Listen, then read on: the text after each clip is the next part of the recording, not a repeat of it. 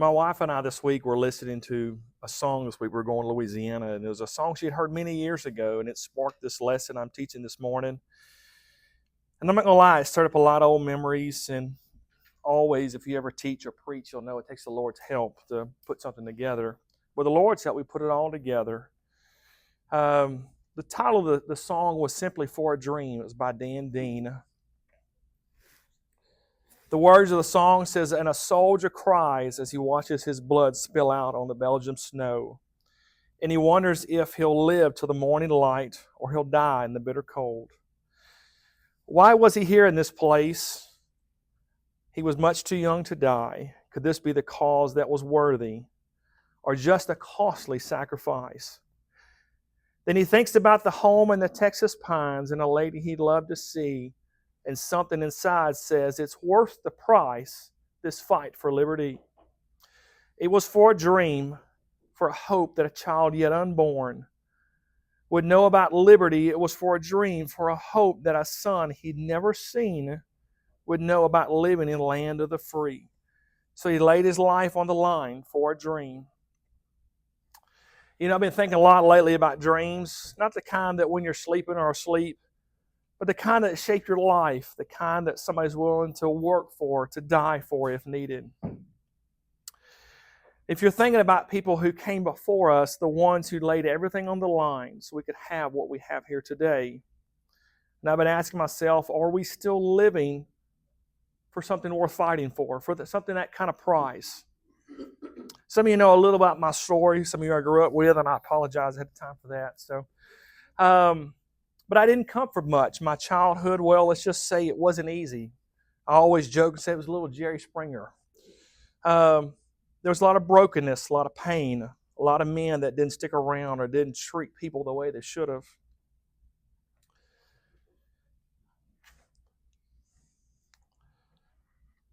But somewhere back there, before all that, there was a man. I had a grandfather, a praying man, a man that knew God. You see, I never really knew him, but I heard enough stories about him to believe that he prayed for me, that I may not be here today, definitely not living for the Lord, if someone before me had not believed in a big dream enough to pray into it, even if he never seen it come true in his lifetime. You see, my dad was in a service with us at TAC when I was a young man. And when I say it was a Holy Ghost blowout, it was, you name it, it happened in that service. Brother Savoy, Brother Walker, people rolling on the floor, people shouting on the balconies. It was wild. And I remember after service, I asked my dad with bated breath, I said, "Well, what do you think about service today?" And honestly, he took a deep breath, and his response started a whole lot of questions. He said, "It reminded me when I was a child." And I'm not going to lie, it took my breath away. He began to tell me as his grandfather raised him and all the things he went through and the services he went through and the things he saw and the things how he was raised. And that's what this lesson is about. It's about dreams. It's about a legacy. It's about a sacrifice. It's about refusing to let what's been handed down to us go to waste. I came across something that President Calvin Coolidge's writings that stuck with me. He talked much about how much had been sacrificed before he had took office. He talked about his own father, his grandfather had worked and given and served to give him a better life. He felt the weight of that. He didn't want to dishonor what they had built. And that really hit me. Because I believe that's what we have right now as a church, as a generation, as men and women of God. We've been handed something sacred. But we've got to decide, we're going to protect it, are we going to build on it, are we going to pass it down? You know, this soldier in the song said he was dying in the snow on a battlefield far from home, wondering if this fight is really worth it. And he thinks about the people he loves, about someone he's never even met, a future son, a future dream, and he knows it's worth it. I'm here to tell you this morning it's worth it. It's worth the process. It's worth the fight. It's worth the grind. You know, there's principles in Scripture, in life, that I've come to believe with everything in me. It's what we're living today. Someone else paid for. You don't just stumble into freedom. You don't just wake up one day and find yourself blessed, stable, surrounded by good people, and call it coincidence. Honestly, I don't believe in coincidences hardly. Somebody somewhere made sacrifices you'll never see so you could stand where you are now. Some of those people wore uniforms. Some of them worked hard on the land, built businesses from nothing, kept the lights on in this church when it was very small. Some of them went without so their kids could have a shot at something better. And some of them, you never know by name, fought battles on their knees in this very church. Like I said earlier, my story didn't start out with a whole lot of stability. My mom was married 6 or 7 times. A lot of men coming and going, most of them not good. I saw things, honestly, I should have never seen, heard things I should have never heard. But I learned a young man what it meant to survive, but not necessarily what to make to feel safe. And I definitely didn't grow up thinking I'd be where I am now, with a family, a business, a walk with God. But you see, I believe I had a grandfather who knew God, a man who would not have seen me grow up, but who planted something, a prayer, a seed, a blessing that outlived him. I hold on to that this morning because I think blessing starts with us. It flows to us, but you see, here's the key. It's supposed to flow through us. We can't hold on to it. Exodus 20:5 says, God said He visits the sins of the fathers to the 3rd and 4th generations, but He shows mercy to 1,000 generations to those who love Him and keep His commandments.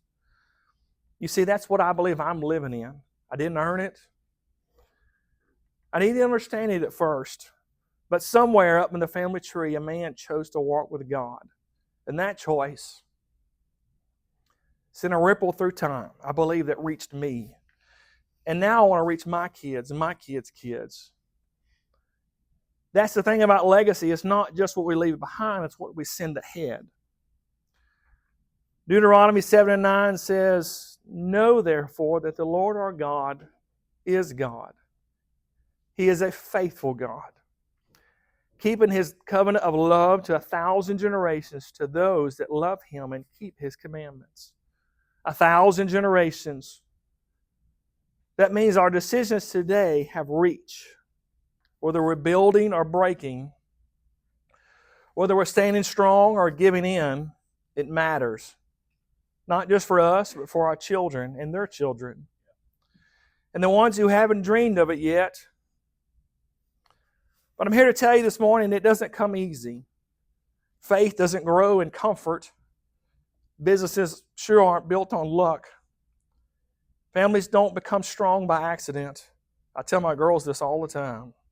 But we can do hard things. This morning, I want us to remember that things we enjoy today didn't come easy. Too far ahead. Spiritually or naturally, somebody fought for them. Somebody laid their life on the line for a dream. Now the question is, will we? I don't say we can do hard things. I don't say it to sound tough. I say it because life is hard sometimes, just being honest. Following Jesus is hard sometimes. Building a business, raising a family, staying faithful when nobody else is. It's hard. But it doesn't mean it's wrong. It means it's worth it. I remember when I started working at an equipment rental yard, I was 19, 20 years old. I was just what they call a yard hand. I was at the bottom. I was cleaning machines, sweeping floors, loading trucks, nothing fancy. And I promise you there was no air conditioning. Just honest, hard work. And there was a lot of days I questioned myself, wondered if I'd ever get ahead, if I didn't have anyone, and I didn't have anyone handing me anything. There were no shortcuts. There was no fallback plan. Just sweat and prayer and a gut feeling. If I kept showing up, it would lead somewhere. You see, I had a dream. And you know what? It did. Not because I'm some genius or not because everything went right, but before God honors faithfulness. One of my favorite verses, Psalms 126:5 says, those who sow in tears shall reap in joy. 2 Timothy 2 and 3 says, endure hardship as a good soldier of Jesus Christ. You see, that's what Paul told Timothy. Don't flinch. Don't fold. You're a soldier. It's going to get rough, but here's the key. You're not alone. And you're not without purpose. We don't just do hard things for the sake of being tough. We do hard things because we're called. Because there's something bigger than our comfort on the line. Jesus did the hardest thing imaginable. He endured the cross, not because it was easy, because it was worth it. Because, you see, God could see a future, a church, a dream. Hebrews 12, 1 and 2 said, let us run with perseverance the race marked out for us, fixing our eyes on Jesus. For the joy set before him endured the cross, scorning its shame, and sat down the right hand of the throne of God. What was the joy set before him? It was us. It was you. It was your kids. It was this church we're sitting here today. That's what kept him going through the pain. That's what he laid his life down for. And that's what the model we've been given. So yes, it's hard. Life gets heavy. Faith costs something.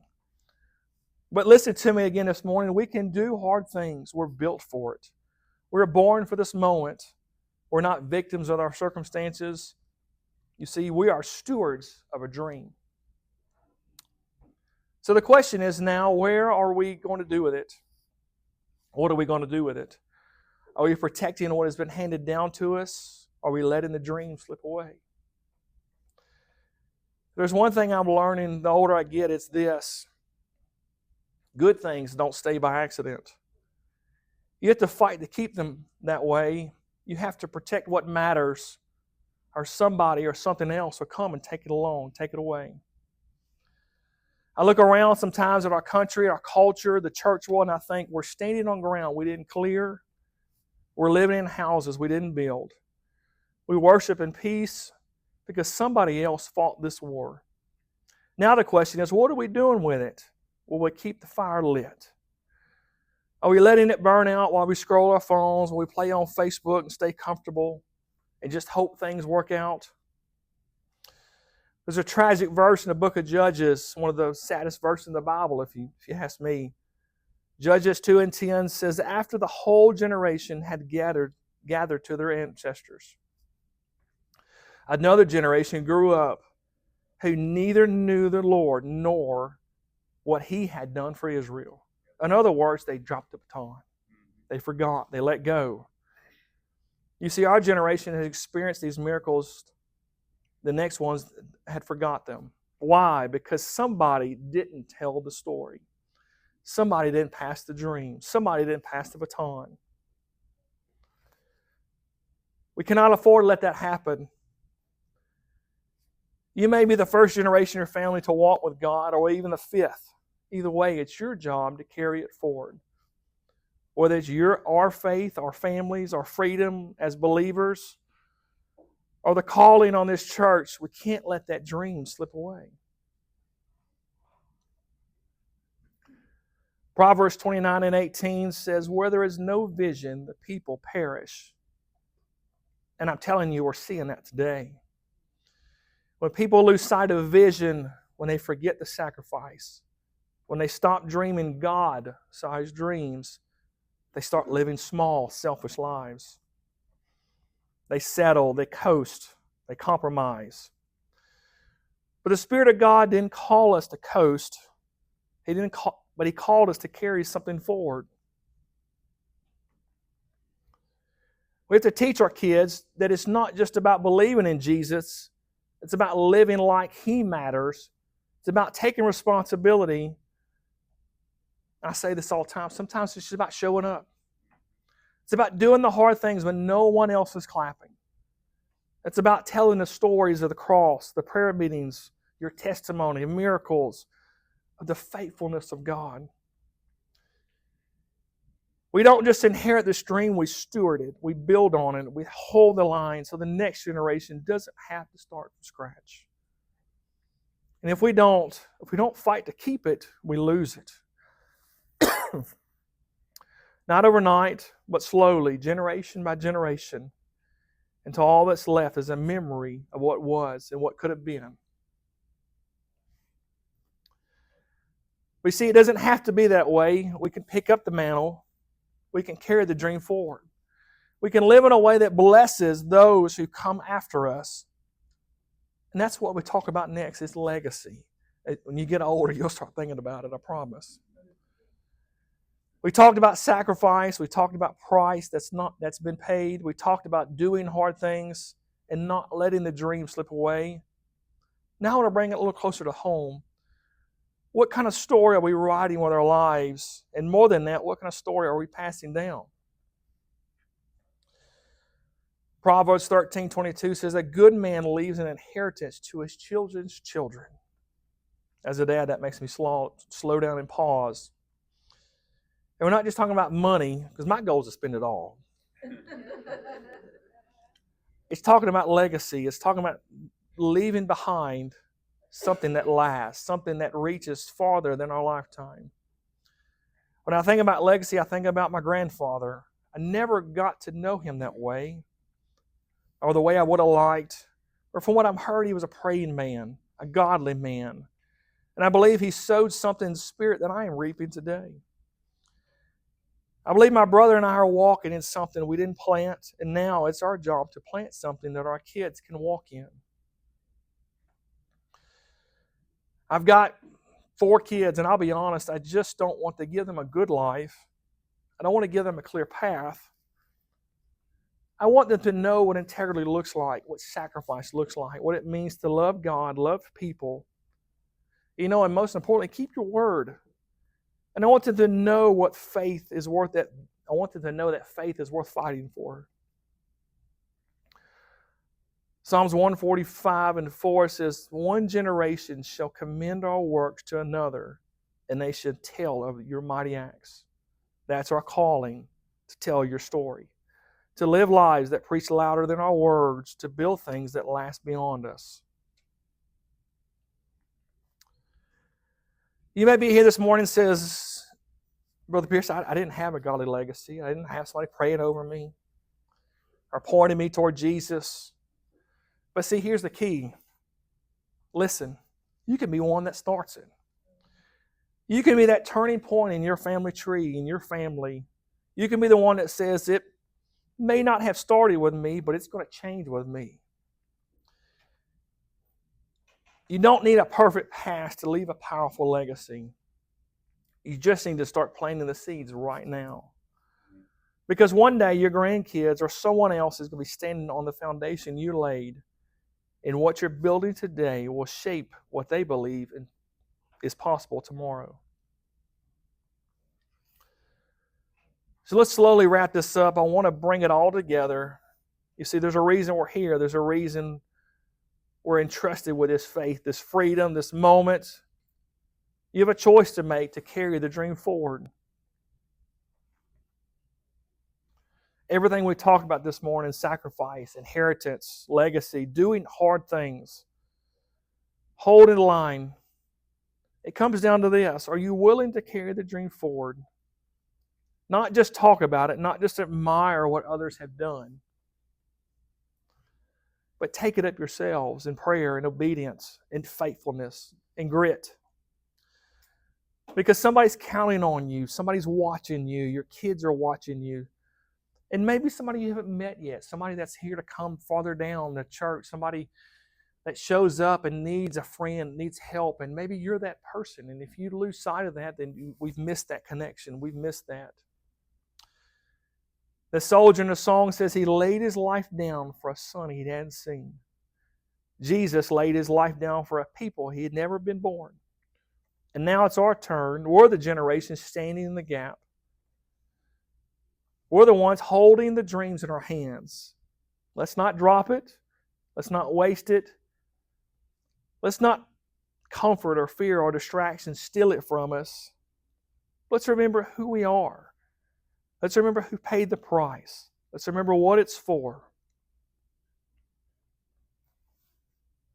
It was for a dream, for a hope, a child yet unborn that would know liberty. for the hope that people had never seen would know what living life abundantly. And now it's up to us. If nobody else holds the line, I will. For my kids, my church, for the God who fought for me. It's random. I remember, as a young man growing up at TAC, and I remember just high school, college, right there. And I remember when I made the decision, I don't care what anybody else does. I don't care what my family does. I don't care the highs and lows, the good and the bad, the men coming and going. I'm going to live for God. I'm going to be an apostolic young man. I am going to get a hold of this, and I'm not letting go. And I could almost go back and look, and if we had you could see on a timeline, that's when everything changed. And I'm not saying that a light beamed down, woo, and everything was great. No, but it was when I told God, I said, I ain't letting go. I ain't giving up. This is how I'm going to live. And you see every step of the way, and everything I've been through, every trial, everything. And sometimes it takes years, and you go back and look, and you see God's hand was there the whole time. And it's hard to understand sometimes. You're in the middle of it, and you don't see the forest for the trees, but you look back and you see, God, you were there the whole time. And I'm thankful for that this morning. I'm thankful that we're here. I want to finish with this analogy made by Les Brown, motivational speaker. He says, imagine you're on a deathbed, and standing around your bed are the ghosts representing your unfulfilled potential. The ghosts of the ideas you never acted on, the ghosts of the talents you didn't use. And they're standing around your bed angry, disappointed. They're upset. They say, we came to you because you could have brought us to life, they say. And now we have to go to the grave together. So I ask you today, how many ghosts are you going to be around your bed when your time comes? I'm not going to lie, that has kept me up at night.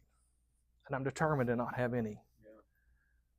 Because we serve a great big God, and God has challenged me and He's challenged us, and He's set things in our hands. And to know that when you live for God and you trust God, there's something about that faithfulness, that honor, and that relationship, and it's just what it's all about.